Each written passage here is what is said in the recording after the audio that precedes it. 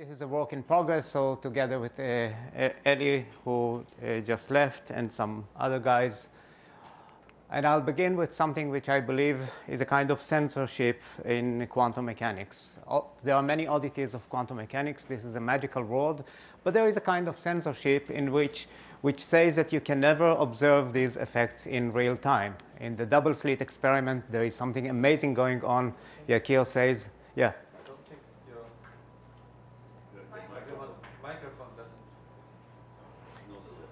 Do you hear me? Is there? You don't hear me. So shall I stand? Does that mean that I have to stand here and then everybody hears me? It's on. I just have to turn it on. Whatever you say.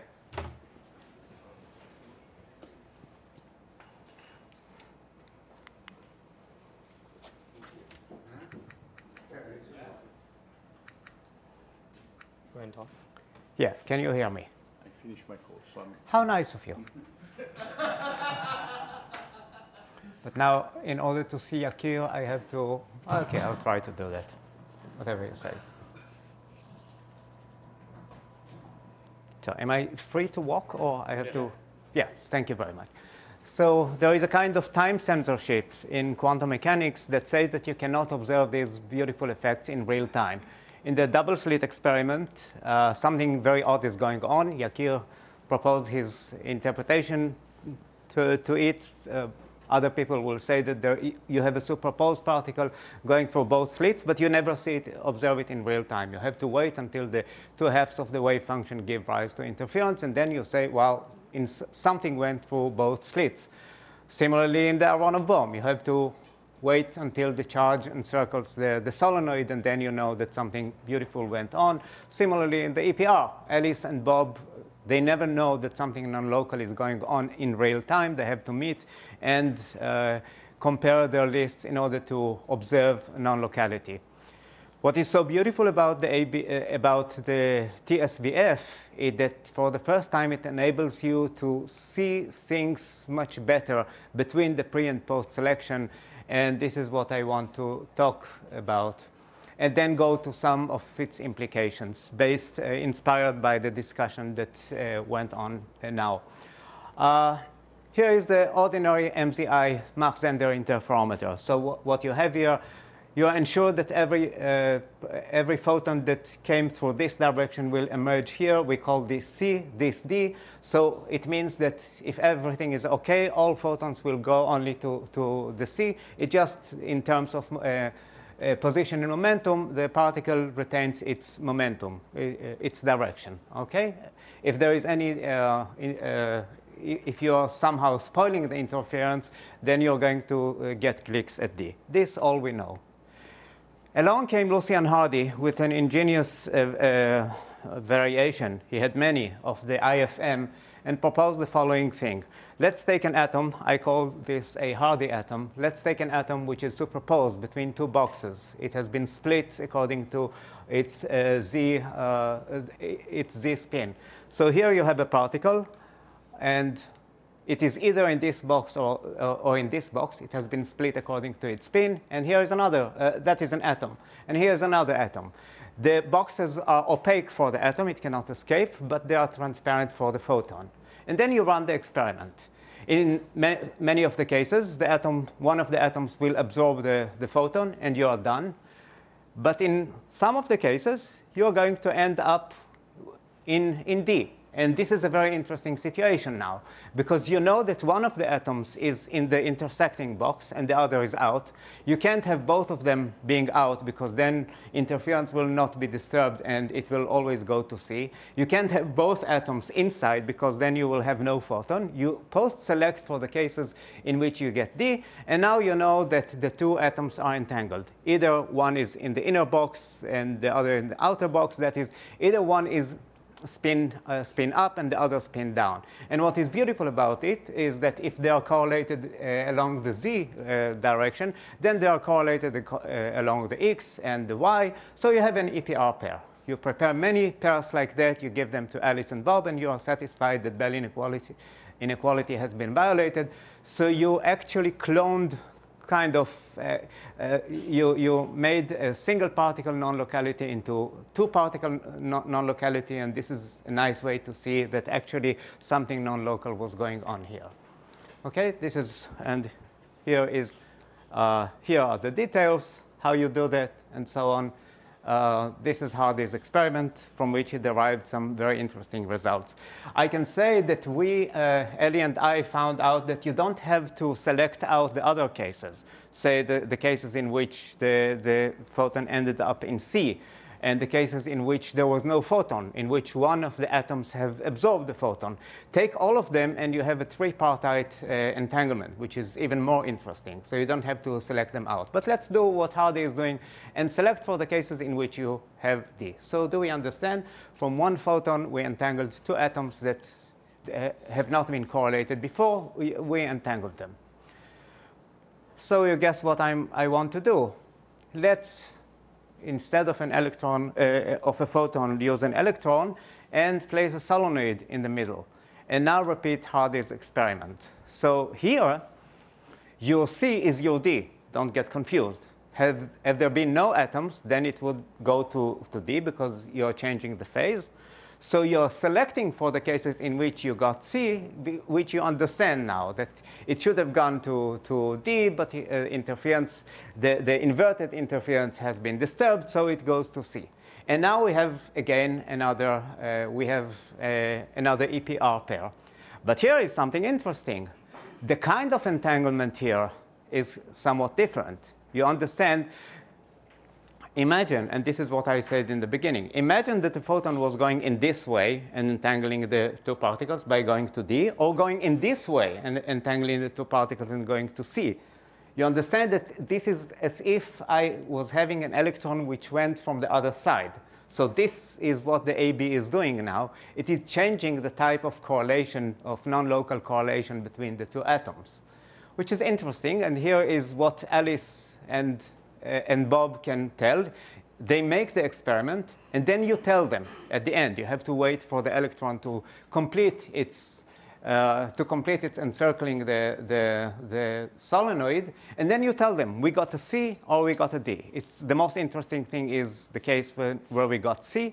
So then they know that they have a full entanglement, and then just by doing their own measurements, their own EPR measurements, they can say, I asked them, do you think that there was a flux in the solenoid or not? And then they will say, after they repeat it many times, yes, we can see here is the C and here is the D, and you can see that they affect differently the type of the correlations. So this is something interesting, because we had to wait until the electron completed its encircling.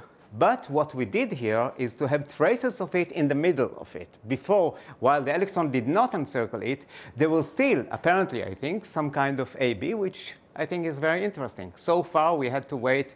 There was an experiment in which there were some photons entangled with one another. But here, actually, what you see is that even before the experiment ended, there was an AB. Of course, now the question is going to ontological or epistemological issues, because after all, Alice and Bob have to wait until you tell them whether you got a C or D. But now there are two problems here, two issues, one temporal and one spatial. The temporal one is that Alice and Bob can not wait. They can be impatient and say, you know what, let's measure our two atoms. Only later you tell them whether you got C or D. And then they go in retrospect and say, aha, when there was a solenoid, when there was a flux in the solenoid, this is the kind of correlations that we had. And when there was no flux in the solenoid, we got another kind of correlation. But because our electron is now part of the entanglement, you can say that what they got, the kind of correlations that they got, actually this is what determined whether the electron will go to C or to D. So in other words, we have a kind of tripartite entanglement between the electron and two atoms. So there are two ways to interpret this. One is to say that we had a chance to look in the middle of the AB effect and see that even before the electron met itself and gave rise to interference, there was something already, there was something which has sensed, which was affected by the solenoid inside, which I think is an interesting twist to the AB. Or you can say that there was something even more subtle, but still the flux is involved in this quantum mechanical effect. And here's another question on which I would like to go. Yes? If you do it in the middle, you don't yet know that they will Sure. ever eventually come together. So it could be a situation that both of them go on one side and there should be no effect. So here's the question, indeed. They do the experiment, and it tells them nothing. They see that the correlations are somewhat unusual. It is only when you tell them, in this case, you give the number of cases. In case number 1, 2, and 3, we got D. In the other cases, you got C. Then they are capable of slicing the results and then understanding that there was an AB going on. So there was a suggestion in some early paper that the effective thing is the fraction of the area generated by diametrically connecting. use it. Nice. No, there was, So- I think, but I forget. OK. But here's another question on which I would like to dwell even more. And this is the spatial issue. And may I return to the EV. There are two versions, as I told you, of the Bohm testing experiment, one which Lev likes and the other which I like. And this is what was our talk with Penrose. This is what Lev likes, and this is the very presence of the Bohm. The Bohm is, or the detector. It is on the path of the photon, so if it's there, it explodes, and if not, not, and this is what Lev likes. I like much better this one. This one says that this mirror is loose, and only one mirror is loose. This mirror is not loose. So if the photon takes this path, this mirror will slightly move. We can do that gedanklich, and then detonate the bomb. And if not, then it will not move. And here is the great question. I mean, I am not surprised to see that interference is disturbed when the mirror moves. OK, so there was an interaction, and I got some information. But how is it that I get disturbance of the interference when the mirror does not move? How could the photon know whether the mirror is screwed, whether it is fixed to its place or loose? You're expecting the photon to do something which is beyond even the smartest photon cannot do. There is something here I find is the real mystery. And let me say what I find here the most interesting thing. In order to get this experiment, you should leave this path completely open. Don't put anything there. Don't block it. So although you know, here's the problem. Nothing went there because the mirror did not move, but you have to leave this path open. What is this thing that have passed through there? Yakir knows what to say. It is the modular momentum, which, although the photon went the other way, it is non-local, and it is somehow sensing what was going on there. I find this perhaps one of the most interesting and intriguing aspects of quantum mechanics. I call it in Yiddish we say, if grandmother had wheels, she would be a wagon. So in classical physics, if grandma has no wheels, she cannot move. What is unique about quantum mechanics, that if you have a quantum mechanical grandma, then just by virtue of being capable of having wheels, even if she doesn't have wheels, she may sometimes outrace a police car or something like that. This is what happens here. The bomb could detonate. It did not explode. Just by the fact that it could explode, we are getting this result. And now I want to go to what, yeah. Just a question. You could imagine doing this with atoms, right? That there's an atom over there, and when it hits off of it and reflects, it moves the atom, right? This is what we do with with cooling, for example. But I guess I'm not quite fully understanding what you're saying. Are you saying that because it doesn't know whether it's loose, but it reflects off and changes? Here's a mirror. You take the screws out. Changing the momentum of in the scattering, it changes the momentum of the mirror. In this case, you have a mirror which you took out the screws, so it's loose. It can move. If a photon hits it, it moves. OK, so in case the mirror moves, then interference will be disturbed. Yeah. But how is it that when it does not move, So then you understand that the photon took the other path. I see. I see.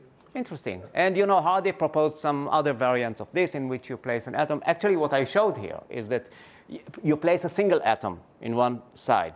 And obviously, the photon did not go there. The atom is changing from being superposed. It now becomes collapsed there. I can describe the experiment later on the blackboard. May I finish, and then we shall come? Because short comment why yes. I don't like this one. Go ahead. For me, 30 years, for God's sake. 31 years by now. Yeah, go ahead. For me, and Penrose, by the way, I looked at it. He's more on my side, but we can tell. Okay, for yes. me, interaction free is that something I know about the Bohm, but I say my probe left no trace whatsoever near the Bohm. And how do I know if it left trace or not? I have the two-state vector formalism due to Yakir. So after the click in C and D, whatever, in C really I think you need it. So I look on forward and backward. If there is an overlap, so there is some trace in the air or somewhere. So in the right case, the photon was in both arms in some sense. In the left case, the Bohm didn't let forward and backward together. So the photon was not, the probe was not near the Bohm. So just the sense of mystery is greater, I think, on the right-hand side, but OK. And how did you know that I'm going to use your work on traces? It will come in a minute. So this is Yakir, and what he suggests is that against this censorship, that you can't see things in real time, just make a measurement, just take a pre- and post-selection. Make a measurement in the morning, make a measurement at evening. In the morning, you have control of what you're doing. At evening, you have to wait to see whether the post-selection is the post-selection, the rare post-selection that you want. And then you say, wow, when I calculate it, when I do the calculation of the two-state vectors, I get sometimes a very extraordinary physics going on during lunch. However, this is now dinner, this is evening, so what we can do? Here, there is something diabolic in which mathematics is telling you that very interesting things may occur sometimes here, but then how can you validate it? Because it's now in the past. Here is, again, your censorship. And you heard what Yakir is offering. He said, make weak measurements in order to see what is happening there. And weak measurements are wonderful. But I have a problem. Here we are all group which we agree that weak measurements are a very important tool in order to understand what happens between pre- and post-selection. Not everybody agrees with that, and may I play the devil's advocate and say what I think it was Pierre Curie said, or Paul, who said extraordinary claims require extraordinary evidence. Oh, I believe it was Carl's. Carl Sagan certainly said that, but he may not have been the first. Yeah, OK. So extraordinary claims require, require extraordinary, what was I missing? OK. Extraordinary claims demand extraordinary evidence. Yeah, right. And here is a case in which Yakir has made an extraordinary claim, and rather than using weak measurement, he used strong measurement, which is a surprise. This is a work by Weidman and Aharonov, the shutter slit. And they say the following thing. Suppose that a photon goes through 3 slits, and then you get a certain post-selection. Now quantum mechanics tells you something very interesting. It has certainly been at slit 1. It has certainly been in slit 2. It has been in a very strange negative way at slit 3. But now what they said is that you can measure this not with weak measurements, but with a strong measurement, which I call a delayed measurement. And this is exactly what Hardy, without knowing, was proposing earlier. What Yakir and Lev used was a probe. They said, here is a double slit. There is a third slit. You can see it here. This is the shutter. Ephraim. I guess you did this experiment or something similar to that, because I'm taking, huh? OK, yeah. Shige was in your, OK. But what I like is the following thing. You take a probe particle, superpose it, and then send it to the 2 slits, and then you get it back. Now, here is what you do. You don't measure it, because you have to wait for your post-selection. So you wait for the evening, you get your post-selection, and you say, this is the post-selection in which I know that something very interesting happened during lunch. the particle has been certainly at slit 1 and certainly at slit 2. Go back now to your test particle, see the kind of interference that it has, and indeed you find out, and this is something that Ephraim once said, I think you made a strong claim, it is for the first time that we know superposition, not only passively, that you have to leave the two slits open, but actively. It is the same photon which in some way pushed the test particle together in order to create a kind of interference. The interference is an interesting one because now they are entangled. The target particle and the test particle are now entangled, so you don't see interference in any of them. You have to see both of them in order to see that they interfere. And I repeat, once again, you have to leave the two paths open, so you know that something went through two of them. So here was a case in which arguments like this, whether you accept weak measurements, I'm happy that, if you're happy, I'm happy. You say, I don't have to worry about this lambda and so on. With all due respect and great respect for weak measurements, for those people who doubt it, here they have no claim now. What you see is a projective measurement, delayed one. This is what Hardy was doing. He placed two atoms and said, let's wait until you get your post-selection, and then you will see something interesting. And what we are proposing is do an AB effect experiment. See the two particles, and then wait until get your post-selection, go back to your two atoms, and you will see that they have somehow sensed. Sorry. Yes. What are the two particles here? I'm confused. I see one. No, you see the shutter. Yakir and Lev said, suppose our photon. Here you have a photon, this black thing. This is the photon superposed over these three slits. It acts like a shutter. There is a technology now called quantum routers, such that if the photon is there, it is reflecting. If the photon is not there, it goes through it. So here you have your target particle, this gray one, and here you have your test particle. And your test particle went superposed, you split it, and it went to the two slits, met the shutter, which is your photon, your target photon, and came back. So here's the first time that you see superposition being shown actively, which I think is the first time in quantum mechanics that you do that. A prediction of TSVF, one of among a few, that you can validate not only through weak measurement, but through a projective measurement, although a more subtle one. And then this experiment was done. And you probably know this guy, Shigeki Takeuchi and Ryo Okamoto. They made an experimental realization of this experiment and showed that indeed the test particle is reflected by the two parts of the target particle. Which brings me now to the question that I praised Penrose yesterday, and allow me to indulge in memories 30 years ago when I first met due to Yakir. There was a conference in Temple University, and Roger Penrose was there, and he asked the following question. I have a particle, I have a photon going through a half-silvered mirror, and I have here two detectors, and it is superposed. I wait for a while, and I get a click here. So I had two futures of this photon before the detectors clicked, and using a terminology due to the White House a few years ago, I would call this fake future. OK, this is the real future, and I will call this fake future. Can I do that? Now, Penrose asks some 30 years ago, what happens if I run it backwards, just like we do in the TSVF? And then you get not only fake future, but fake past. Now, people may say, we have enough headache with this non-real part of the wave function which just disappeared. Why do you now burden us with something as silly as believing that your photon came not from the source, but from the wall or from the refrigerator? It's ridiculous. So there is nothing here. Even if you apply time symmetry and the mathematics, it's ridiculous. Well, it's not, because here is the claim. In a history in which you have a fake future and fake past, and when they overlap, you're going to get a real particle. So I'm using Lev's pedagogical device. I use the two colors, blue and red, and you get purple from them. And this is Lev's nested interferometer.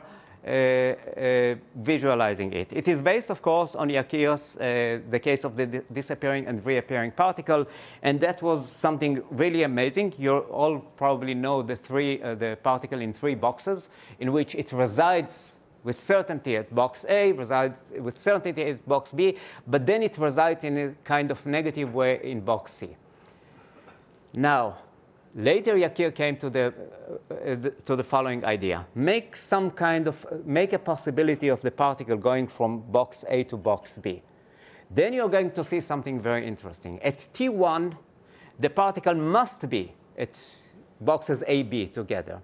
At T2, the 2 boxes must be empty. It's not there. And at T3, it must again be in one of them. Why is it? Mathematics gave Yakir something very interesting, very peculiar. This minus sign concerning the appearance of the particle in the 3rd box, or in this case, in the 2nd box. What do you do with this minus sign? You can't assign it to the charge because it's an electron. It remains negative. Yakir said, let's assign it, we can assign it to the mass, which is something which physics doesn't know. But in this case, what happens is that after a while, the negaparticle, mind you, it's not annihilation. It's just coming of a negaparticle, momentary negative particle with a positive particle.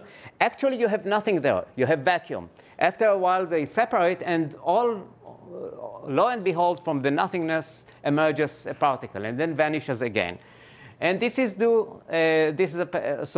theoretical paper that we published with Yakir some years ago. But along came Lev and visualized it in what I consider to be one of the most beautiful experiments I have ever seen. This is the 3 boxes, but with a little twist, and now you can see it spatially. This is the MZI. Slightly different. Rather than going half and half, 50% and 50%, you have now 2/3 going here and 1/3 going here. And here you have the nested interferometer. So you have now 1/3 of the wave function here and 1/3 of the wave function here. And you have 3 detectors. Now you have to make an interesting post-selection. You select for the cases in which D2 was silent. So the particle didn't go there, right? It could have gone only here and end up in one of these 2, D2 and D3. You post-select, yeah, this is mute, this is mute, this is the case. So this is the only history that you can think about. The particle never went on the right side until you run it backwards. So this is your fake future. This is your real future. But now you do what TSVF tells you to do. Run it backwards. What you get is a fake past, which is ridiculous. The photon never came from there. Actually, I should have said that I forgot to say that there should be another fake past here. But you agree with me that this is completely ridiculous? You agree with me that this entire branch is completely ridiculous? The photon never went there. However, by the overlap of the blue and the red, you get purple. And the purple tells you that just like in the shutter experiment, the particle certainly went here, but for a brief while, it existed within the nested interferometer. It never went there. It never came back from there.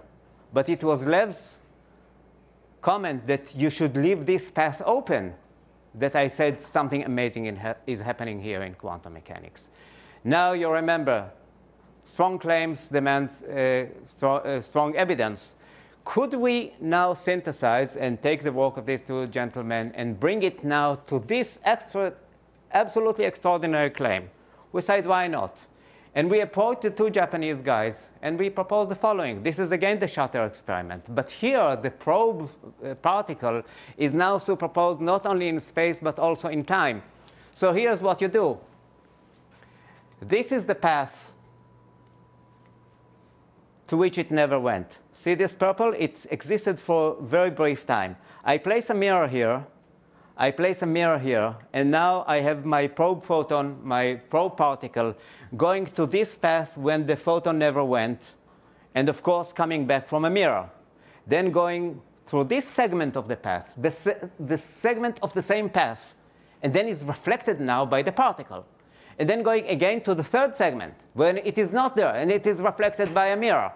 And then all of them come together, and one of them actually is reflected by your particle at the left. Now you have the two particles entangled. And here what you get, Alice and Bob can decide. You are certain that if you make a measurement, a position measurement of your test particle, you will find it either, you are sure to find it here, you are sure not to find it here, you are sure not to find it here. This is if you make a position measurement, and you can do that.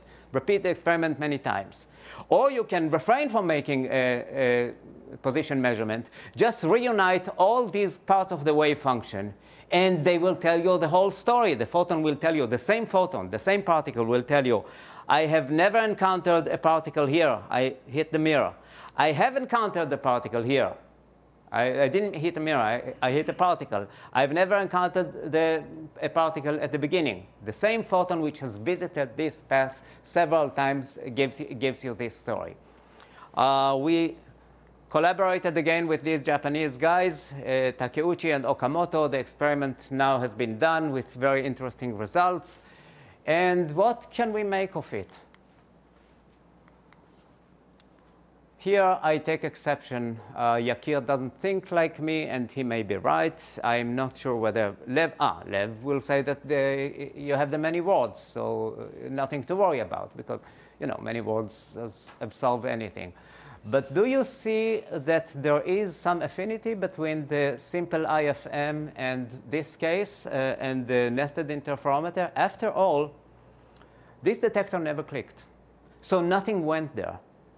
But actually, Lev is showing you that he managed to do something with this nothingness. He managed to split it.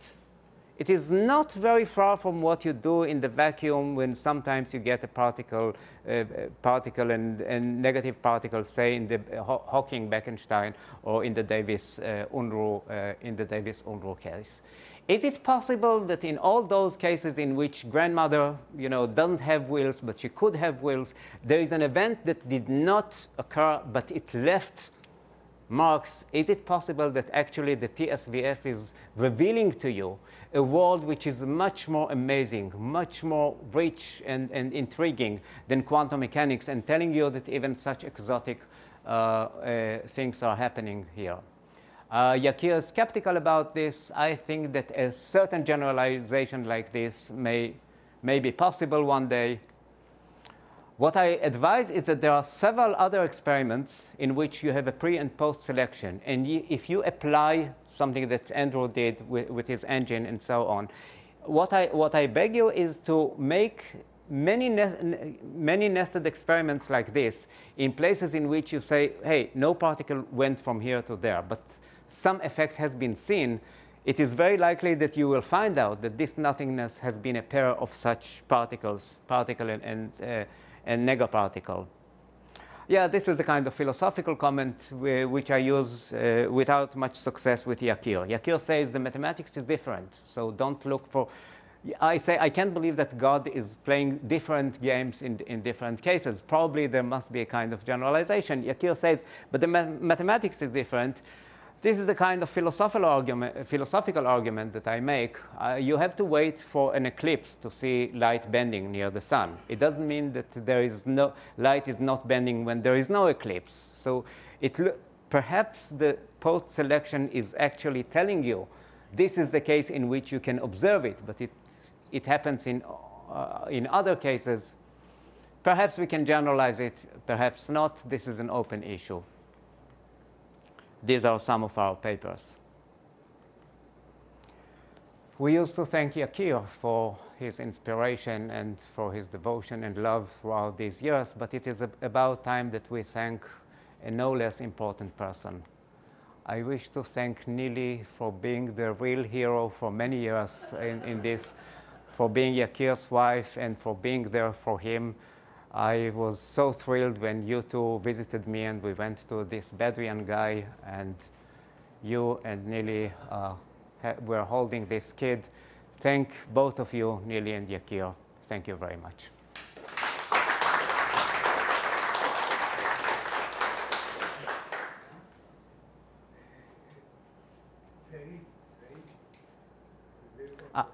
This is not physics. This is the.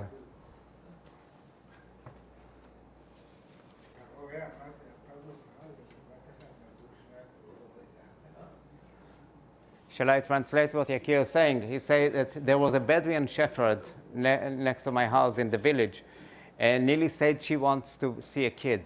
And then when she appeared there, the females gave birth one after another. And the Bedouin guy said, I've never seen such a thing. 2 men came with a woman, and she looked at the sheep and the goats, and they began giving birth one after another with another magic. Yes. Okay. Yakir, you'll probably have a comment or question or. Okay. Excuse me, I just saw a reference with Lee Smolin. Excuse me? I saw some. Yeah, we have a paper with Lee Smolin, and it's a very interesting paper with Yakir and Lee Smolin. And you have 2 atoms which never interacted with, but it's relevant. You have 2 atoms, one excited, one ground, which may exchange a photon, and they become entangled. But then there is some paradox there. We called it the quantum liar paradox. In some of the cases, it turns out that the excited atom has remained excited, and the ground atom has remained ground, so apparently they could not have exchanged a photon. But then, by Bell's inequality, the very fact that they have never been entangled is due to entanglement. Because actually, and this is where I think that a nested interferometer may reveal the presence of a particle and negaparticle. They are entangled. The fact that this atom, the excited atom, has remained excited is due to EPR entanglement with the other one. So there is something paradoxical in it. Not very disturbing, but something to think about. Ravi, Yes. Can you show the nested interferometer here? The what? Yes. The nested, Sure. Wait, this way. yeah. Here is your nested. No, the one with The- this one. Yeah, the purple one. Yes. The way that you show it there, it looks as if there was nothing moving in the empty space between the 2 of them, right? And then I can prove, by using weak value, there is a projection operator for positive particles and projection operator for negative particles moving together in the empty arm, and then they split. The positive one goes one way, and you don't see that in the other way there is a negative one there. And that's what happens.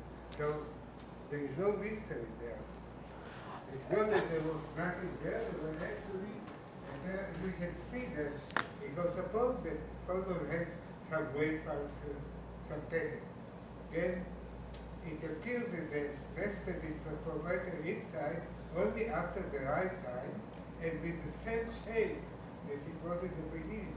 The only way to explain it that there were 2 wave packets moving together, a positive and negative photon.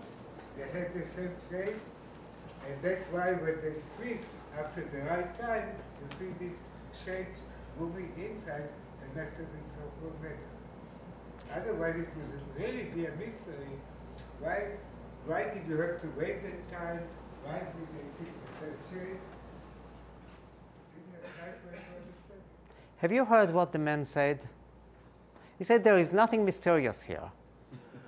This is what he said just now. You have, I mean, a probe particle shows you that it didn't encounter anything here. It didn't encounter anything here. Not only did not encounter anything, it didn't encounter anything local, but there was a non-local. So it went through, the box was empty, it went through it. And it went through, hit a mirror, so it didn't encounter a particle there. And you think that there is nothing surprising in it because, yeah, I have an explanation for it. Let me explain what I'm saying. It's very important. It is surprising, Yakir, it is surprising. Wait, People are surprised. could I say something? Yes, go ahead. Go ahead. Suppose you have 2 cavities and a particle can go back and forth between the 2 cavities.